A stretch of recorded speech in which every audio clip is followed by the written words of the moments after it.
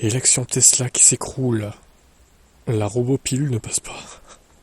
Parce que, au final, les gens sont déçus. Parce qu'ils attendaient peut-être une présentation de la Model 2. Alors oui, j'ai vu vos commentaires. Hein. Oui, mais c'était Oui Robot, c'était un truc de voiture autonome. Certes, je suis bien d'accord. Mais bon, ils auraient quand même pu évoquer la Model 2 qui serait par exemple sur la même base que cette voiture-là avec un volant et des pédales.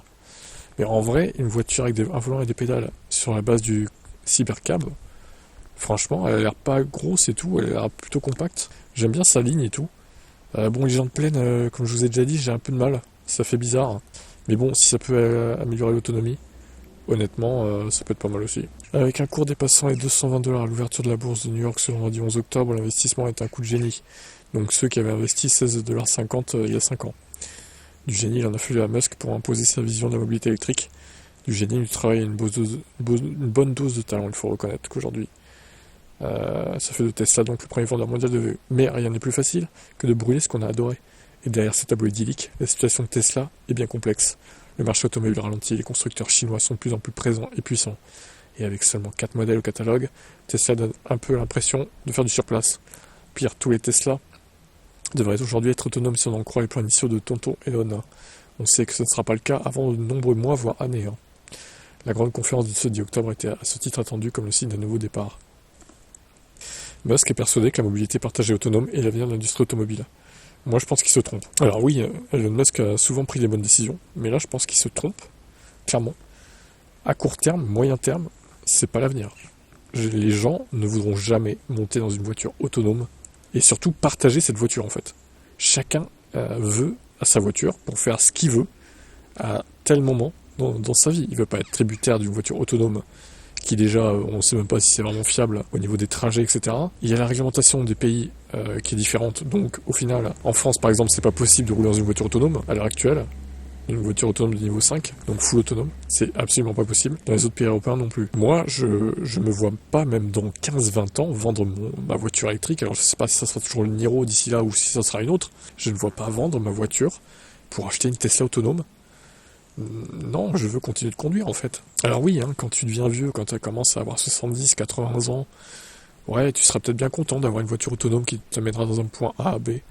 Mais ça sera... Moi j'ai 34 là, donc ouais, dans 40 ans quoi, 40-45 ans. Alors oui, là, à l'époque, ça sera donc en 2070 à peu près, 2065-2070. Ouais, là ok, peut-être que ça sera au point, ouais, je veux bien le croire, à la limite.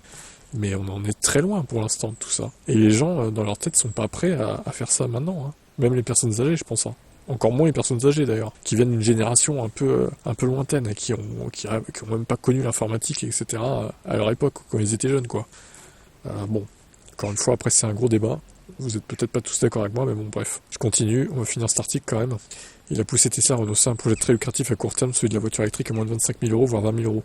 Mais allez expliquer à des investisseurs que vous abandonnez un projet qui peut faire gagner beaucoup d'argent dans quelques mois pour un autre, certes plus ambitieux, mais dont les premiers dividendes ne tomberont pas avant 2027.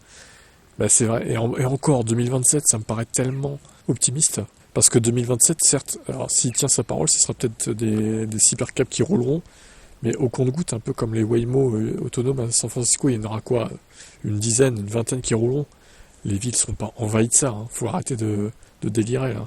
Ça c'est de la science-fiction quoi. C'est pas le robot Optimus qui va les rassurer. Tesla et Musk ont déçu, même s'il y a de fortes chances que tout le monde les encense dans quelques années.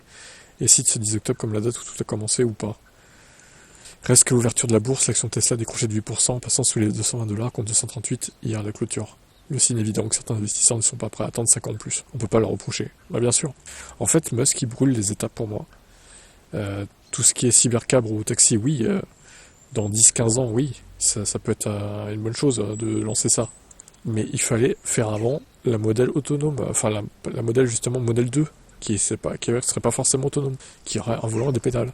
C'était la suite logique en fait. C'était la suite logique et lui, j'ai l'impression qu'il veut sauter cette étape. Mais alors, on n'est pas prêt du tout à des voitures autonomes. C'est ça, mais je sais pas, enfin, il veut peut-être forcer les choses, mais ça se passera pas comme il voudra en fait. Parce qu'il contrôle pas tous les gouvernements de la planète, Musk. Et oui. Bref, en tout cas, tout ça pour dire que j'aime bien la voiture. Mais dommage qu'elle ait pas un volant et des pédales. Et qu'il n'y a pas de recharge rapide aussi. Enfin, si, la recharge par induction, mais il n'y a pas de CCS combo quoi. Ça, c'est encore autre chose, encore un autre débat. Bref, après, peut-être qu'il pourrait l'adapter pour avoir une recharge CCS combo et un volant et des pédales, possiblement. Peut-être qu'il changera d'avis, j'en sais rien. En tout cas, pour l'instant, je comprends pas trop sa strat. Pour moi, ça marchera pas.